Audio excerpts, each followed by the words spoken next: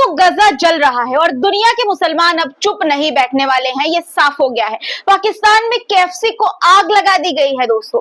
बांग्लादेश में भी बाटा, पिज्जा हट और केएफसी की दुकानों को लूट लिया गया है, तोड़ दिया गया है। हजारों लोग सड़कों पर हैं और एक ही आवाज उठ रही है कि इस्राएल के समर्थकों का बहिष्कार करो। अब सिर्फ बातें नहीं हो रही है, अब इस्राएल के समर्थकों पर एक्शन भी हो रहा है। भयंकर तस्वीरें पाकिस्तान और बांग्लादेश से सामने आई है, दिखाऊंगी आपको आज के इस वीडियो में। दूसरी तरफ ईरान ने न्यूक्लियर समझौते को लेकर ट्रंप को जोरदार तमाचा मारा है। वहीं मजलूमों की चीख अब गोलियों से जवाब दे रही है और जालिमों की ताकत लड़खड़ा रही है। इस्राएल की सेना पर हमले किए जा रहे हैं। पूरी खबर क्या है बताऊंगी आपको आगे।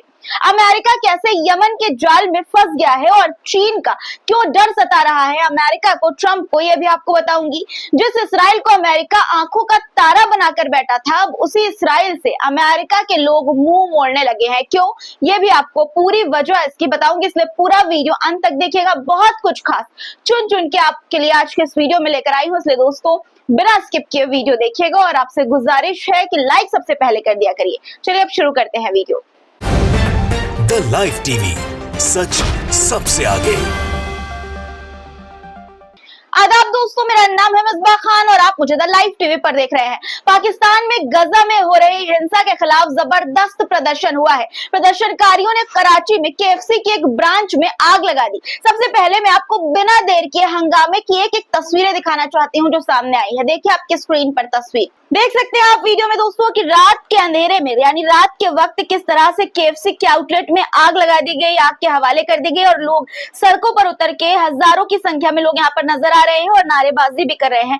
इन लोगों का यही आरोप है, यही कहना है कि केएफसी और दूसरे अमेरिकी कंपनियां इस्राएल का समर्थन कर रही हैं, इसलिए अब लोग इन ब्रांच के खिलाफ खुलकर विरोध कर रहे हैं। बहिष्कार जरूरी है कह रहे हैं। सिर्फ पाकिस्तान ही नहीं, बांग्लादेश से भी ऐसी ही तस्वीरें सामने आई है। बांग्लादेश में हालात और ज्यादा गर्म है। यहाँ पर बाटा, केएफसी और पिज्जा हट जैसी बड़ी कंपनियों की दुकानों को निशाना बनाया गया है। सिर्फ तोड़ा ही नहीं गया, कई जगहों पर लूटपाट भी हुई है। लूटपाट की भी खबरें हैं। जिलों जैसे कि बोगरा, सिलहट और कॉक्स बाजार में हजारों लोग सड़कों पर उतरे। तस्वीरें मैं आपको दिखाना चाहती हूँ, देखिए एक एक करके सारी तस्वीरें आपकी स्क्रीन पर। ইসলামের নাম বলে দোকান লুটপাট করতেছে, যেটা কোনোদিন ইসলামের শিক্ষা ছিল না। সবাই দোকান লুটপাট করতেছে। এখানে প্রকৃত মুসলিম একজন নাই, সবাই চোর। এখানে देखिए तस्वीर आपकी स्क्रीन पर आप देख सकते हैं कि किस तरह से बाटा, केएफसी के शोरूम में तोड़फोड़ और लूटपाट की ये तस्वीर है। देखिए लोग किस तरह से तोड़फोड़ कर रहे हैं केएफसी के बाहर, आप देख सकते हैं तस्वीरों में। बांग्लादेश की तस्वीरें हैं दोस्तों, आप देखिए तोड़फोड़ और लूटपाट की भी खबरें हैं यहाँ पर। ये देखिए अंदर की तस्वीरें हैं केएफसी या फिर बाटा के अंदर, केएफसी की लग रही दोस्तों, केएफसी के अंदर की तस्वीरें। और देखिए इन तस्वीरों से आप अंदाजा लगा सकते हैं कि गजा में हो रहे नरसंहार के खिलाफ बांग्लादेश में कितना गुस्सा लोगों में भरा हुआ है कि लोग अब जो समर्थन करती हैं कंपनियां, अमेरिकी कंपनियां इस्राएल का, उनका भी बहिष्कार और उनको भी अपने देश से बाहर निकालने के लिए पूरी ताकत लगा रहे हैं। देखिए एक और तस्वीर देखिए आपकी स्क्रीन पर, इसमें आपको केएफसी का जो लिखा हुआ है उसके ब्रांच पर, जहां पर आउटलेट है उसके आउटलेट पर, उसमें देखिए आप तोड़ते हुआ एक शख्स, बांग्लादेशी शख्स जो है नागरिक, वो तोड़ता हुआ नजर आ रहा है। इस तस्वीर को शेयर करते हुए एक यूजर ने सोशल मीडिया पर ये जानकारी दी है। 8 अप्रैल का ये वीडियो शेयर किया गया और जानकारी दी गई कि केएफसी द्वारा आतंकवादी इस्राएल की मदद करने के बाद फिलिस्तीन के समर्थन में उतरे बांग्लादेश के मुसलमानों ने केएफसी का बॉयकॉट किया।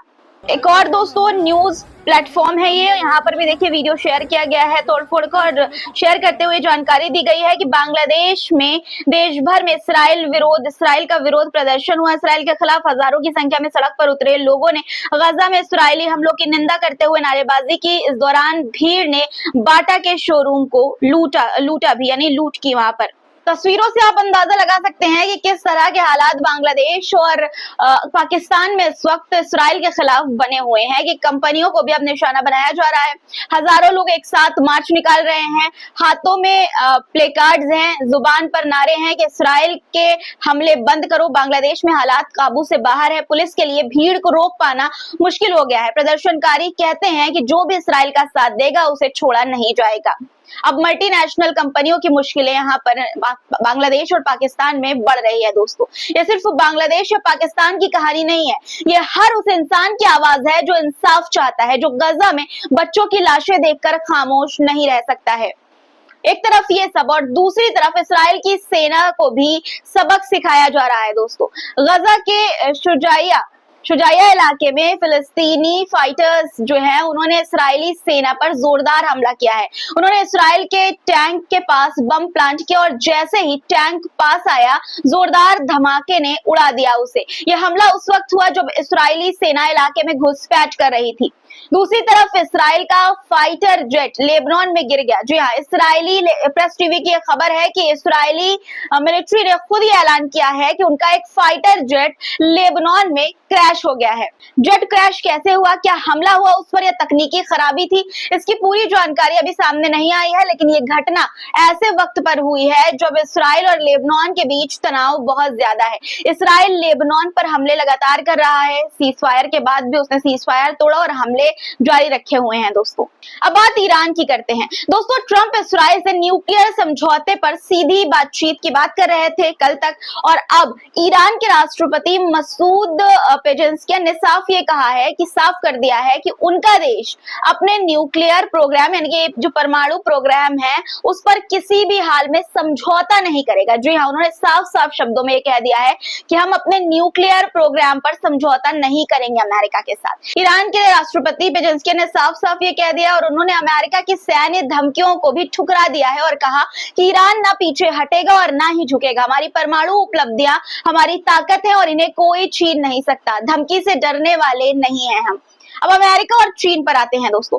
चीन ने अमेरिका को चेतावनी दे दी है कि हम 20 मिनट में तुम्हारे सारे एयरक्राफ्ट कैरियर तबाह कर सकते हैं। जी हाँ, और ये बात अमेरिका के ही डिफेंस सेक्रेटरी ने कही है। प्रेस टीवी की खबर के अनुसार उन्होंने ये माना है कि हर बार जब अमेरिका चीन के साथ वॉर गेम खेलता है तो अमेरिका हार जाता है। दूसरी तरफ अमेरिका ने यमन पर मिसाइलें बरसाई, लेकिन अब उसी को डर सता रहा है कि कहीं चीन से जंग हो गई तो लड़ने के लिए हथियार ही कम पड़ जाएंगे। जी हाँ, बिल्कुल सही सुना आपने। यमन में बम गिरा रहा अमेरिका अब अपने ही जाल में फंसता दिखाई दे रहा है, क्योंकि जिस जखीरे से यमन को निशाना बनाया गया वही हथियार चीन से लड़ने के लिए जरूरी है, और चीन वो तो ताइवान पर कब्जे की तैयारियों में दिन ब दिन आगे ही बढ़ता जा रहा है। सवाल ये है कि क्या अमेरिका अपनी ही चाल में फंस गया है।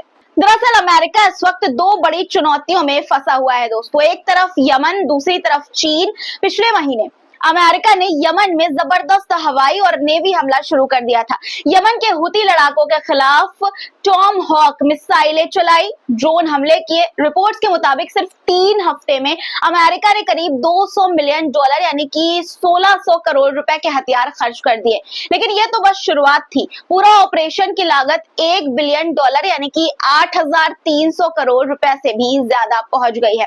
अब अमेरिका के ही कमांडर चिंता में है। उनका ये कहना है कि लॉन्ग रेंज मिसाइलें जैसे टॉम हॉक वही है जो चीन के साथ जंग में काम आने वाली है। ये हथियार गुआम, ओकिनावा एंड जापान में जो है और पैसिफिक इलाके में स्टॉक करके रखे गए हैं, ताकि अगर चीन ताइवान पर हमला करे तो अमेरिका जवाब दे सके। लेकिन अब वो जो हथियार हैं वो यमन में खर्च हो रहे हैं। अमेरिका के स्पेशल फोर्स के कमांडर जनरल ब्राइड फेंटन ने ये खुद कहा है कि अमेरिकी संसद में उन्होंने ये कहा है कि हमारे दुश्मन 10,000 रुपए के सस्ते ड्रोन से हम पर हमला कर रहे हैं, भेजते हैं, और हम $2 मिलियन की महंगी मिसाइल से उन्हें गिराते हैं। सोचिए, एक तरफ तकनीक से लड़ा जा रहा है और दूसरी तरफ पैसे से।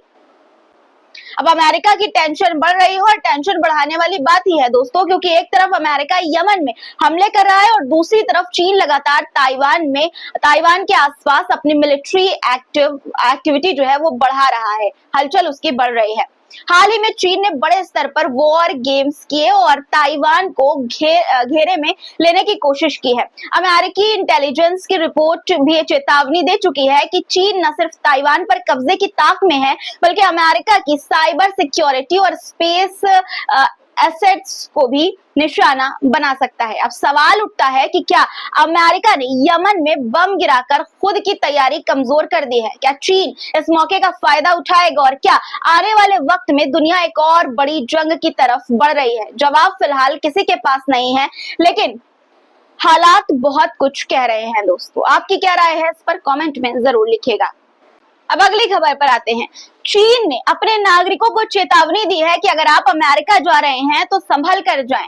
इस ट्रैवल अलर्ट से साफ है कि चीन को अब अमेरिका में अपने लोगों की सुरक्षा की चिंता भी होने लगी है।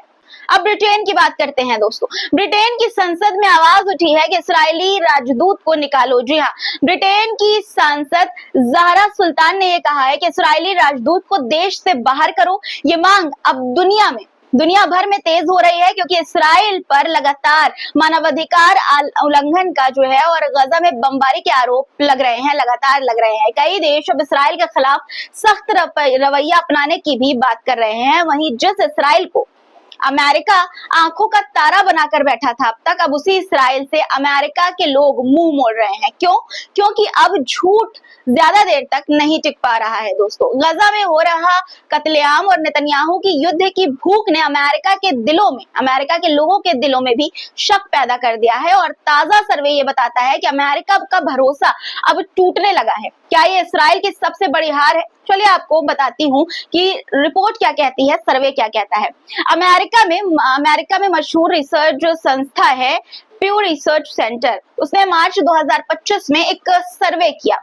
नतीजा चौंकाने वाला सामने आया। 2022 में 42% अमेरिकी इस्राइल को नापसंद करते थे। अब ये आंकड़ा बढ़कर 53 हो चुका है। जी हाँ, 53%। और जो लोग इस्राइल से बहुत ज्यादा नाराज हैं, वो भी अब 10% यानी 10% से बढ़कर 19% हो गए हैं। ये नाराजगी सिर्फ आंकड़ों में नहीं, बल्कि पार्टी के भीतर भी दिख रही है। डेमोक्रेट्स में अब लगभग 69% लोग इस्राइल के खिलाफ हो गए हैं। ये 2022 में सिर्फ 53% था।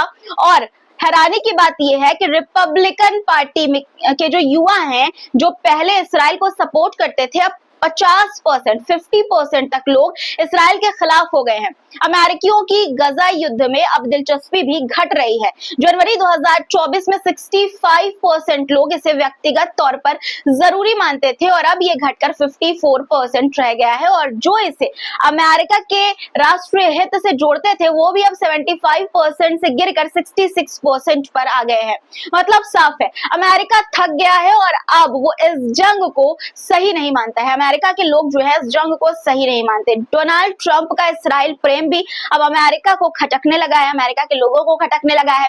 अमेरिका में 31% लोगों ने ये कहा है कि ट्रंप इस्राइल का बहुत ज्यादा समर्थन कर रहे हैं, जबकि सिर्फ 29% ने ये कहा है कि वो बैलेंस बना रहे हैं। यहाँ तक कि अमेरिकी यहूदी समुदाय भी अब बट गया है। 65% यहूदी अमेरिकियों ने ये कहा है कि ट्रंप इस्राइल के पक्ष में बहुत आगे बढ़ गए हैं। वहीं इस्राएली प्रधानमंत्री नेतन्याहू पर अमेरिका का भरोसा भी टूट चुका है। अब सिर्फ 32% अमेरिकी उन पर भरोसा करते हैं, बाकी 52% को कोई भरोसा नहीं कि नेतन्याहू दुनिया के मामले में सही फैसला कर सकते हैं। कभी अमेरिका जिस 2 स्टेट सॉल्यूशन को इकलौता समाधान मानता था, अब उस पर से भी भरोसा उठ रहा है लोगों का।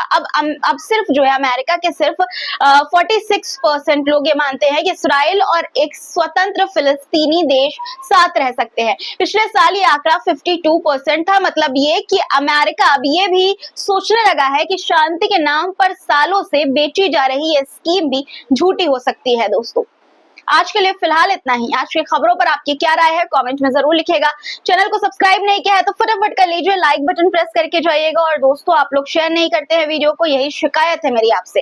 भाइयों बहनों और अपने बड़ों से गुजारिश है कि वीडियो को शेयर जरूर से कर दिया करिए। फिर मुलाकात होगी, तब तक के लिए अपना ख्याल रखिएगा। खुदा हाफिज।